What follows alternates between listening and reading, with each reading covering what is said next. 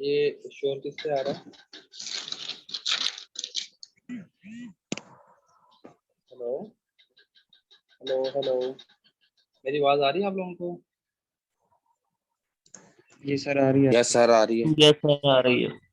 Okay okay. अब आप लोग ऐसे करेंगे, हमने डीएलसी का टॉपिक पढ़ा था, आज हम इसकी रिवीजन करेंगे जो हमने प्रीवियसली पढ़ा था, क्योंकि ये थोड़ा सा मुश्किल टॉपिक था। मैं समझता हूँ कि इसको आपको रिवाइज करवाया जाए।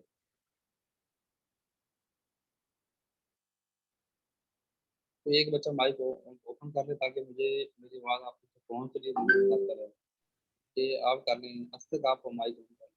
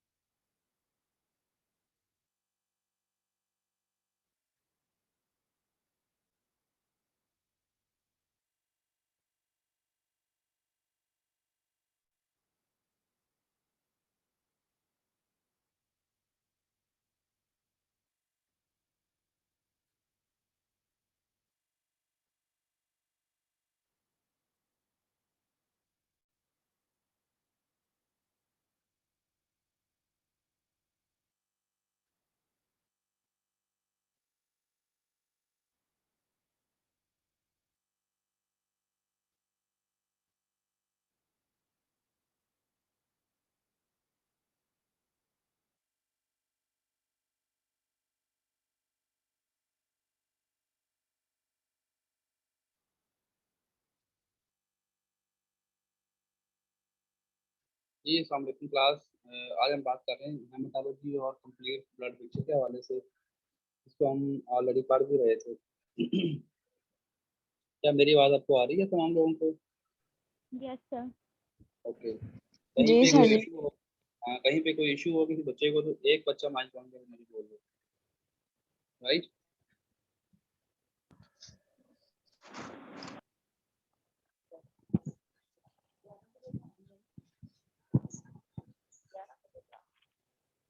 तो क्लास हम बात करने लगे हैं अभी। जो हमारा टॉपिक स्टार्ट हुआ था हेमाटोलॉजी का,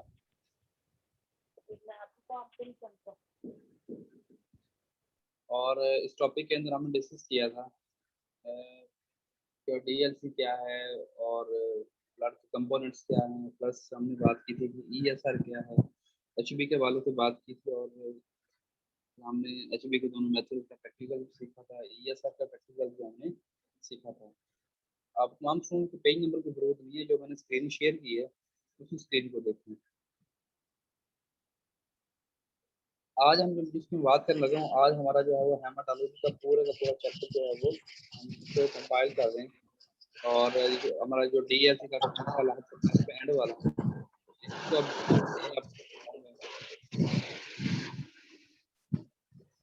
तो आप लोग ऐसे करेंगे, आपके दो स्क्रीन मैंने शेयर की, इस स्क्रीन पे आप फोकस करेंगे और जो मैं बताना चाह रहा हूँ आप उसको देखते जाएंगे। हमने स्टार्ट किया था हेमाटोलॉजी का, और अगर आपने बुक को फॉलो किया होगा, अगर आप लोगों ने, उसका आपने हेमाटोलॉजी रीड किया तो आपके ऊपर भी मेंशन है कि haematology basically study of blood है और उसमें तमाम ब्लड सेल्स हैं, रेड ब्लड सेल है, वाइट ब्लड सेल है और इसके अलावा हमारे जो प्लेटलेट्स हैं, और फिर हम इनकी सेपरेट सेपरेट हम काउंटिंग करेंगे। मतलब आप ये कह सकते हैं कि हेमाटोलॉजी में जो मेनली कंसर्न है वो सिर्फ और सिर्फ वो सेल काउंटिंग का है, और इसके अंदर तमाम बाकी जो मटेरियल हैं प्लाज्मा के साथ है, हमारा सीरम के साथ। अब हेमाटोलॉजी में अब अगला जो स्टार्ट आप देखें स्क्रीन की जो शेयरिंग है वो ये है कि ब्लड क्या होता है। अब मैं इसके ऑलरेडी आपको बता भी चुका हूँ कि बॉडी फ्लूइड है जो जानवरों में भी है और इंसानों में भी है, और ये बहुत ज़रूरी इसलिए होता है कि हमारे जो जितने भी गज़ाई अज्जा हैं उनके ट्रांसपोर्टेशन होनी है। हमारे अगर जो खुराक हम खा रहे हैं वो पूरी बॉडी में कैसे जाएगी यूज होने के बाद, हम जो ऑक्सीजन ले रहे हैं हमारी बॉडी में कैसे जा रही है, जैसे हम ऑलरेडी इसका पढ़ चुके हैं आर्टरी और वेन का, तो उनके जरिए ब्लड जा रहा है आ रहा है, ऑक्सीजन वाला ब्लड जा रहा है और डीऑक्सीनेटेड ब्लड जो है वो वापस आ रहा है। अब ये सब कुछ कैसे पॉसिबल था ड्यू टू ब्लड सर्कुलेशन।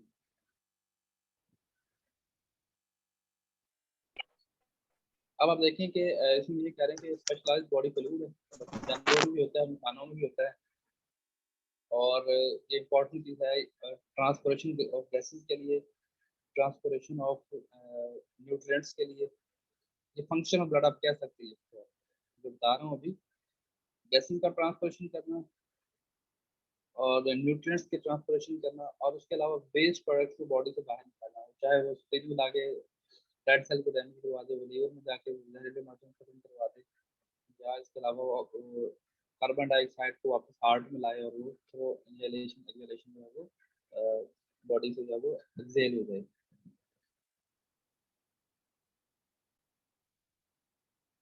अब नेक्स्ट पिक्चर पे जरा गौर करें।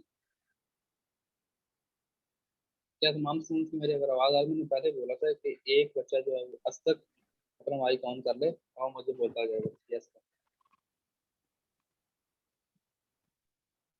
आसिफ रजा, आवाज आ रही है? सर थोड़ी सी कम आवाज आ रही है।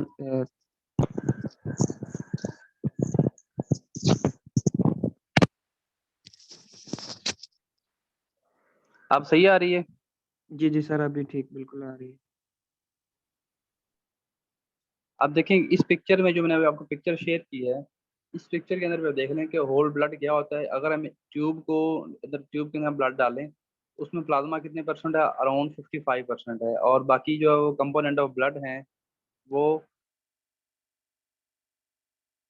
कितने परसेंट है? 45% है। अब इन कंपोनेंट में आप देखें कि उन कंपोनेंट में क्या है, रेड सेल्स हैं, वाइट ब्लड सेल्स हैं, प्लेटलेट्स हैं।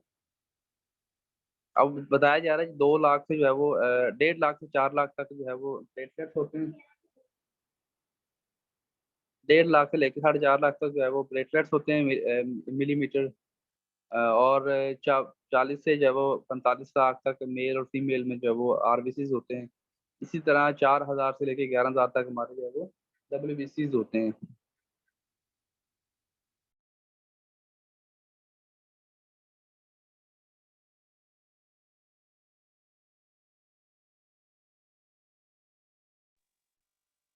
अभी हम जो जिसकी बात करने जा रहे हैं वो कंप्लीट ब्लड पिक्चर क्या है। ब्लड के अंदर हमने पहले डिस्कस किया कि रेड ब्लड सेल्स होते हैं, वाइट सेल्स होते हैं, प्लेटलेट्स होते हैं, और फिर हमने डिस्कस किया था कि ये हम क्लास में भी इसकी बात कर चुके हैं कि 45% हमारे बॉडी में क्या है, प्लाज्मा है। 55% प्लाज्मा है और 45% हमारे सेल्स हैं। अगर आप प्लीज पिक्चर को दोबारा गौर करें इस डायग्राम के ऊपर, ये जो ट्यूब आ रही है, ट्यूब में नीचे रेड ब्लड सेल ज्यादा है, ऊपर प्लाज्मा है। अब इसमें वो उन सेल्स के अंदर सारा मटेरियल है, रेड सेल्स भी हैं, वाइट सेल्स भी हैं और प्लेटलेट्स भी हैं। प्लाज्मा में बहुत कुछ है।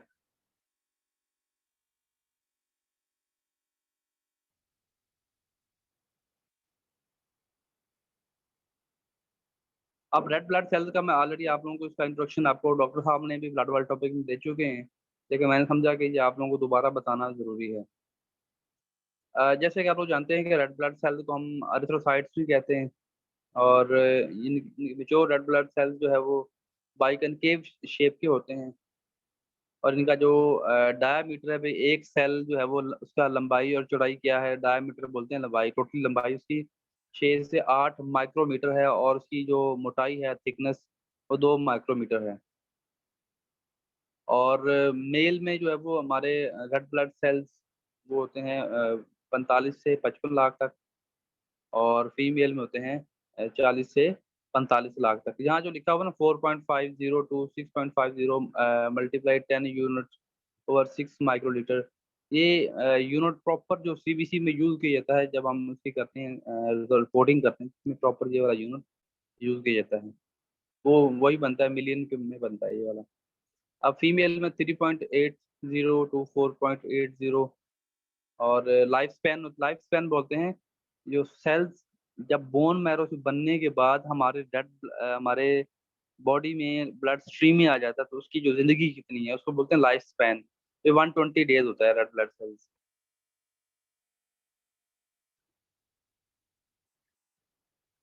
नेक्स्ट हमने जो बात की थी, अगर आप स्क्रीन पे गौर करें, मैं स्क्रीन को रोटेट कर रहा हूँ, आप अपने मोबाइल को रोटेट करके देख लीजिएगा, आपको दिखाना इजी हो जाएगा।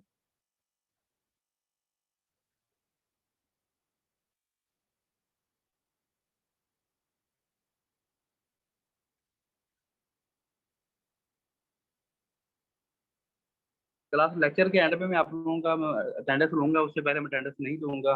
जो स्टूडेंट्स इस दौरान ऐड हैं वो ठीक है, जो गायब होंगे वो अपने अटेंडेंस के फुल जिम्मेदार होंगे।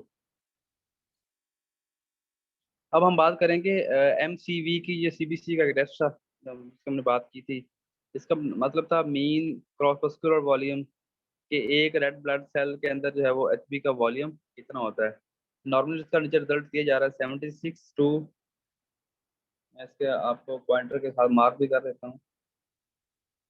ये देखें 76 to 96 FL, FL mean फ्लिटोलीटर।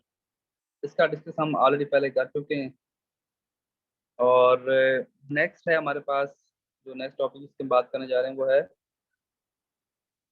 MCH mean cross muscular haemoglobin. अब क्रॉस मस्कुलर हीमोग्लोबिन मतलब ये ऊपर था एक सेल के हीमोग्लोबिन क्या है। अब MCH एक सेल के अंदर हीमोग्लोबिन की कॉन्सेंट्रेशन या एवरेज अमाउंट कितनी आ सकती है उसकी, वो 27 टू 31 पेक्टोग्राम PG। मैं अगर रिपीट करूं और थोड़ा जूम कर दूं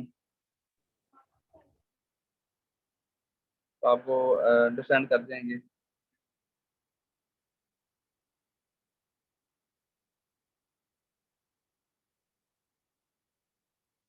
नॉर्मल रेंज क्या है MCV की? 27 to 31. 7 टू 31 31. पेक्टोग्राम जी। 27 to 31 पेक्टोग्राम। हाँ, आवाज आ रही है ना आप लोगों को मेरी? यस जी सर आ रही है सर। क्लियर आ रही है आवाज? जी सर। ओके ओके, और समझ भी आ रहा है। जी सर. टॉपिक ऑलरेडी मैंने आप लोगों को अपने वॉइस में सीबीसी में सेंड किया था। Yes sir. हाँ, मैं रिपीट इसलिए कर रहा हूँ ताकि ये हमारे पास रिकॉर्ड में भी आ जाए, और ये चीज़ें जो अपने वॉइस में सुनी थी वो आप डायरेक्ट भी सुन लो।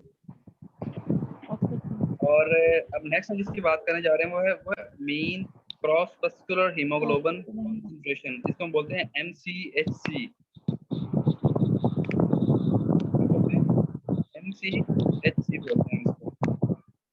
सर जी शोर आ रहा है किसी के अकाउंट से. ये बात तो आप उसमें समझदार होना चाहिए सब लोगों को। अब हम माइक ऑफ रखे हैं, जब जब मैं यस या नो बोला कि तब ऑन किया करें। अब मैं म्यूट कर रहा हूँ जिनका माइक ऑन था।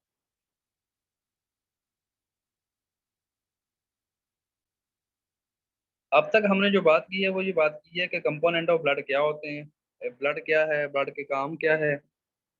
ब्लड का हमने बात, ये एक लिक्विड है और फ्लूइड है, उसका काम ऑक्सीजन लेके जाना है और कार्बन डाइऑक्साइड की बॉडी से निकालना है, तमाम ग़िज़ाई अज्जा की ट्रांसपोर्टेशन करना है। इसके अंदर रेड ब्लड सेल होते हैं, वाइट ब्लड सेल होते हैं, प्लेटलेट होते हैं, और ये 55% होते हैं इसी ब्लड का, और बाकी 45% प्लाज्मा होता है। फिर हमने बात की रेड ब्लड सेल्स क्या होते हैं, कितनी मिकदार होती है, क्या लाइफ स्पैन है इनका, और मेल में कितने होते हैं और फीमेल में कितने होते हैं, ये हम पढ़ चुके हैं, राइट। और अभी हम जो बात, अभी ये जो पढ़ा रहा हूँ ना आप लोगों को, MCV क्या है, MCH क्या है और MCHC क्या है, ये जो एक रेड ब्लड सेल है ना, उसके अंदर HB, उसकी मिकदार और उसके अंदर हीमोग्लोबिन की कॉन्सेंट्रेशन, एक रेड सेल की वो डिस्कशन हो रही है। ये तीनों टेस्ट ऑलरेडी CBC टेस्ट का हिस्सा भी हैं, अगर आप लोगों ने मेरी वॉइस को सुना हो तो। अब हम जिस नेक्स्ट इसकी बात कर रहे हैं वो है MCHC, main cross muscular haemoglobin concentration. अब एक रेड ब्लड सेल के अंदर हीमोग्लोबिन की एवरेज कॉन्सेंट्रेशन क्या है, एक होता है अमाउंट, एक होता है कॉन्सेंट्रेशन। अमाउंट का मतलब होता है इतनी होती है, 27 से 31 ग्राम होनी चाहिए। अब नेक्स्ट बताया जा रहा है जी, एक रेड सेल के अंदर 33 टू 37 ग्राम जो है वो एच बी एक सेल के अंदर हो सकती है, मतलब ये इसका मैक्सिमम हजम ये है, इतनी ये एक रेड ब्लड सेल जो है एचबी कंटेन कर सकता है।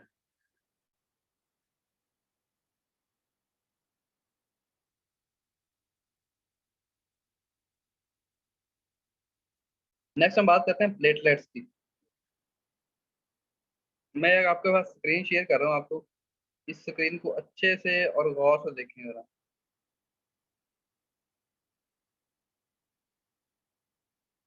सब स्टूडेंट में माइक ऑन करें। यस सर, नजर आ रहा है। जी सर। आ रहा है? यस आ सर। रहा है? आ रहा है नजर सर। जी सर आ रहा है। हाँ जी, आ रहा है।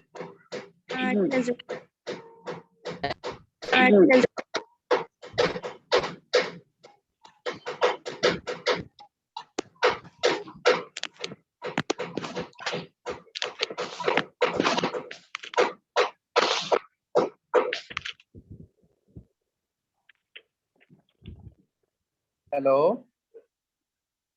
Yes, hello, sir. आवाज आ रही है आप लोगों को? जी Yes, जी सर सर आ आपकी रही है आवाज। Okay okay. सर इस स्क्रीन के अंदर ये है कि इस स्क्रीन के अंदर आप देखें कि एक वो व्हाइट कलर पड़ा हुआ वो कॉर्नर पे, राइट कॉर्नर पे yes, sir. सर जी म्यूट कर दें सबको। सर जी म्यूट।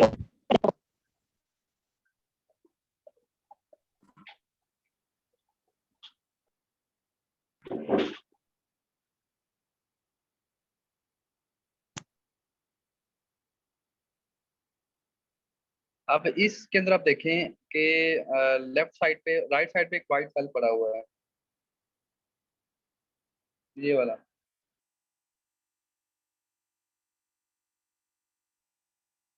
ये व्हाइट सेल पड़ा है, उसके अलावा ये Yes, बाकी sir. सारे रेड सेल्स हैं। इनके दरमियान कहीं कहीं ये तीन पड़े हुए हैं, छोटा सा एक ये पड़ा है, एक ये पड़ा है, ये प्लेटलेट्स हैं। और WBC तमाम सेल्स, व्हाइट सेल और रेड सेल के बड़े होते हैं, और इसके बाद जो होते हैं सेकंड नंबर पे आते हैं रेड सेल्स, और सबसे छोटे होते हैं प्लेटलेट्स। इसलिए आपको स्लाइड के अंदर आपको बहुत बारीक बारीक और कहीं कहीं नजर आएंगे। जी मान गफ्फार, आप अपना माइक ऑन करके बात कर सकते हैं। आप आपने हैंड रेज किया मान गफ्फार, आप माइक ऑन करके बात कर सकते हैं। जी सर, अस्सलाम वालेकुम। जी वालेकुम सलाम। हाँ जी, जी सर।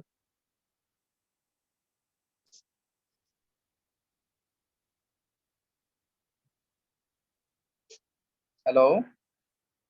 हाँ जी, हाँ जी। आपने बोला ना, आपने हैंड रेज किया हो, इसलिए मैंने बोला आपको माइक ऑन करें। सर मैं देख रहा हूँ, आप सर बताएं। Okay okay. सुन।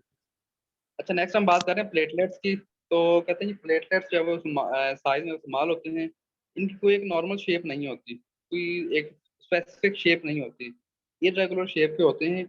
और इनका जो अंदर सेल के अंदर कोई ऐसी चीज, खास चीज नहीं होती, वो फ्रेगमेंट्स नहीं होते, DNA होता है। इनका डायमीटर 2.2 से 3 माइक्रोमीटर होता है। कितना होता है? 2 से 3 डायमीटर बोलते हैं कि एक लेंथ से लेकर दूसरी लेंथ तक क्या रेशियो होगी। मतलब अगर यहाँ से मैं ये पर माइक ऑफ करें आप लोग।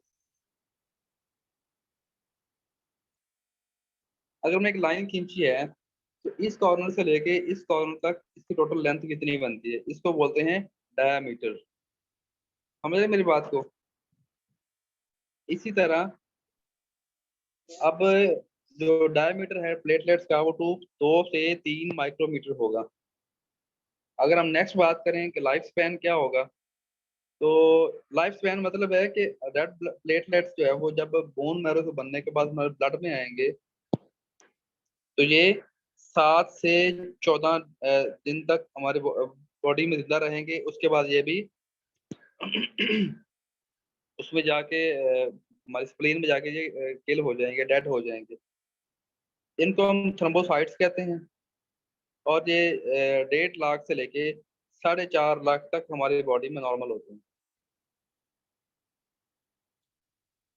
अब नेक्स्ट इसको बता रहे हैं जी कॉजेज क्या है, इन्फेक्शन, मैलिग्नेंसी और इन्फ्लेमेटरी डिजीज। हमारी बॉडी में कोई इन्फेक्शन हो, मैलिग्नेंसी मतलब होता है किसी भी डिजीज का लंबे अर्से तक चलना, और इन्फ्लेमेटरी डिजीज का मतलब होता है कि इन्फेक्शन वाले डिजीज मतलब चोट लग जाना, हेपेटाइटिस। और इसके अलावा थ्रोम्बोसाइट जब कम होते हैं तो उसकी एक ही वजह है, मैक्सिमम रेंजेस की 1.5 लाख होती है।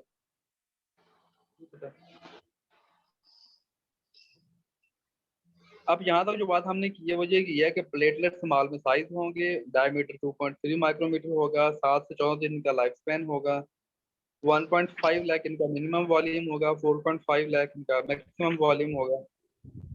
मतलब 1.5 लाख से 4.5 लाख हमारी बॉडी नॉर्मल होंगे, बोन मैरो से बनेंगे और स्प्लीन में जाकर डिस्कार्ड होंगे। इन्फेक्शन, इन्फ्लेमेटरी डिजीजेज और मैलिग्नेंसी के अंदर ये हमारी बॉडी में जो है उनकी तादाद ज्यादा हो जाएगी। बोन मैरो का कोई फंक्शन प्रॉपर ना हो, हमारी बॉडी में जो इम्यून सिस्टम है उसमें कोई खामी हो तो भी तादाद जो है वो ज्यादा हो जाती है। उसके अलावा एक लास्ट में एक मैंने टर्म ऐड की थी, कीमोथेरेपी। कीमोथेरेपी बोलते होते हैं केमिकल्स के जरिए वायरस का जो वायरल डिजीज का इलाज करवाया जाता है। अगर किसी पर्सन की कीमोथेरेपी करवाई जाए तो कीमोथेरेपी के अंदर इसकी दाद जो है वो कम हो जाती है। और जो पेशेंट होते हैं हेपेटाइटिस के, डेंगू के, इन पेशेंट्स के अंदर भी दाद या प्लेटलेट्स दाद कम हो जाती है।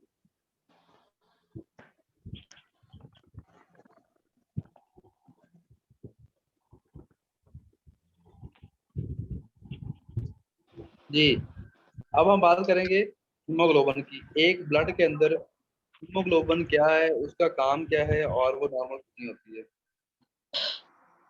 इसका हम पहले जिक्र कर चुका हूँ कि हीमोग्लोबिन कितनी होती है, 13 से 17 ग्राम तक, 17.5 ग्राम तक मर्दों में होती है, और खवातीन में 12.5 टू 16.5 तक मैक्सिमम हीमोग्लोबिन होती है।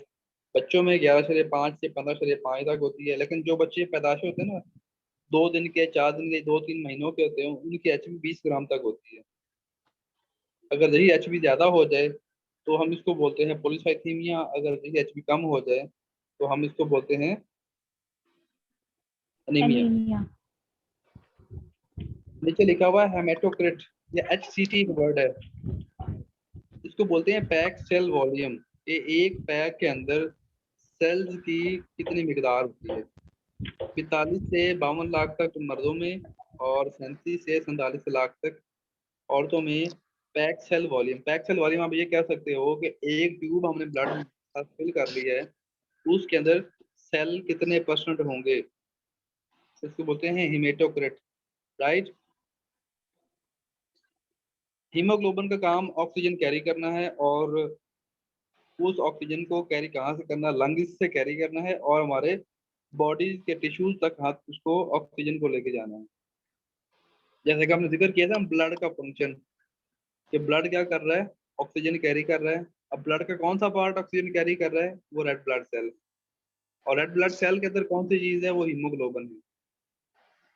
आप ये कह सकते हो रेड ब्लड सेल के अंदर हीमोग्लोबिन ऑक्सीजन को कैरी करती है और बॉडी के टिश्यूज तक उसको ट्रांसपोर्ट करती है। क्लास आप लोगों की ये वाली मीटिंग जो है ना वो 10:10 पे एंड होगी, तो उसके बाद मैं Yes, आप लोगों को एक नया लिंक सेंड करूंगा। पहले वाले लिंक पे ज्वाइन नहीं करना, उसी लिंक पे ज्वाइन करेंगे तो आवाज सही नहीं आएगी। मैं आपको नया लिंक सेंड करूंगा, right? Okay, sir. Okay sir ji. हाँ जी, अब मेरी आवाज सही आ रही है ना आप लोगों को? जी सर जी सही आ रही है। जी सर। जी सर। अब हम नेक्स्ट जिस टॉपिक की बात कर रहे हैं वो व्हाइट सेल है, जिसका ऑलरेडी हमारा टॉपिक चल भी रहा था।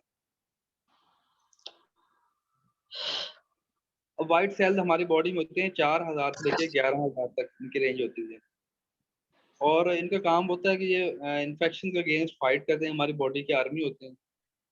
अगर ये इनकी तादाद बढ़ जाए तो इसको बोलते हैं ल्यूकोसाइटोसिस। अगर इनकी तादाद जो है वो कम हो जाए तो इसको बोलते हैं हम ल्यूकोपीनिया। क्या बोलते हैं? ल्यूकोपीनिया। आपको क्लियर नजर आ रहा होगा? Yes, sir. ओके, मैं आपको ये जो स्लाइड जो मेरे पास मौजूद है ना, अभी आपको मैं एंड पे शेयर भी करूंगा ग्रुप में आपके।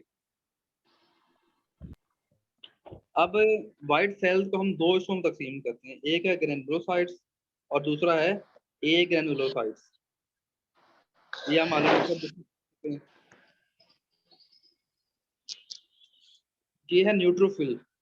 नजर आ रहा है सब लोगों को? Yes, sir.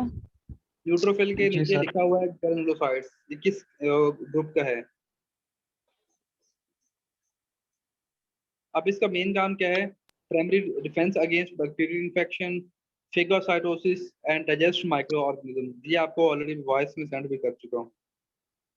और मॉर्फोलॉजी मैयर जब हम करेंगे, इसकी मॉर्फोलॉजी मतलब होता है सेल को देखना, ब्लड की मैयर के अंदर सेल को देखना। कैसे होते हैं? 3 से 5 लोब होते हैं, क्रोमेटिन के साथ इनकी अटैचमेंट होती है, साइटोप्लाज्म होते हैं, इसके अंदर छोटे छोटे ग्रैन्यूल्स होते हैं, 12 से 15 माइक्रोमीटर इनका जो है वो एवरेज डायमीटर होता है। अगर ये बढ़ जाए तो इनको बोलते हैं न्यूट्रोफिलिया बोलते हैं। कॉजेज क्या होगी? Pyogenic bacterial infection. और अगर ये Okay. कम हो जाएंगे तो इसको बोलते हैं Neutropenia. न्यूट्रोपिनिया। और इसकी वजह क्या होगी? विटामिन डी डेफिशिएंसी होगी, Vitamin B12 for और ब्लड की, और कैंसर होगा तो उस फॉर्म में न्यूट्रोफिल कम हो सकते हैं, उसको बोलते हैं न्यूट्रोपिनिया। अगर ज्यादा हो तो न्यूट्रोफिलिया।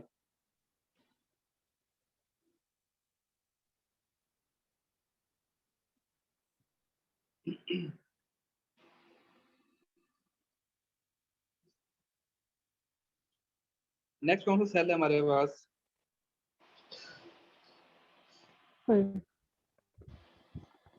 eosinophil. इयोसिनोफिल। एजिनोफिल नहीं बोलना, इयोसिनोफिल बोलना है इसको। एक सेकंड, ये किस बच्चे का हैंड रेज है, उसका हैंड डाउन कर दो। हाँ जी, इयोसिनोफिल ये भी ग्रेनुलोसाइट है। ये एलर्जिक और पैरासाइटिक इन्फेक्शन उसमें ये बढ़ जाते हैं। इसकी हर डिटेल में आपके साथ मैं ऑलरेडी व्हाट्सएप वॉइस में शेयर कर चुका हूँ, लेकिन यहाँ आपको ऐसे करवाने का मकसद ये है कि आपको जहाँ मैं हाथ बोल भी दूँ, डायग्राम भी आ जाए आपके पास, और साथ में आप लिखा हुआ नोट भी देख लें। कहते हैं जी ये जो इयोसिनोफिल है ये एलर्जिक रिएक्शन। अब एलर्जिक रिएक्शन कौन से होते हैं? एज्मा और fungal infection, skin disease, allergy, किसी किस्म की एलर्जी, उसमें ये इयोसिनोफिल जो है वो इनकी तादाद 206% होती है, इससे ये ज्यादा हो जाएंगे। अगर ये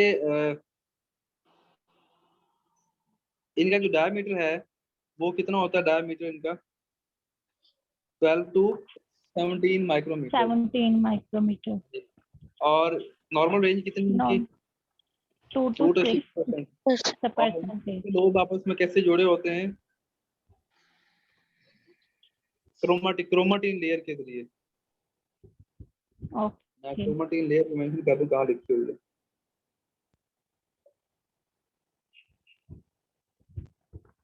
इस बॉक्स में आप चेक करें, Yes, क्रोमेटिन लेयर लिखी हुई है। by slender.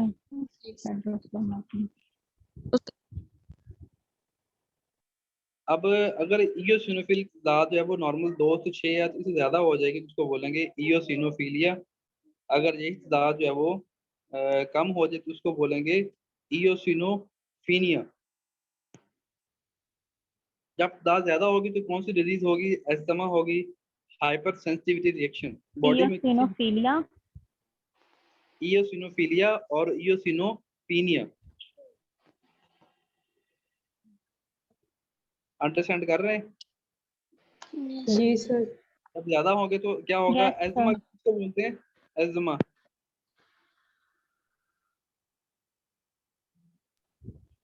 काली खांसी।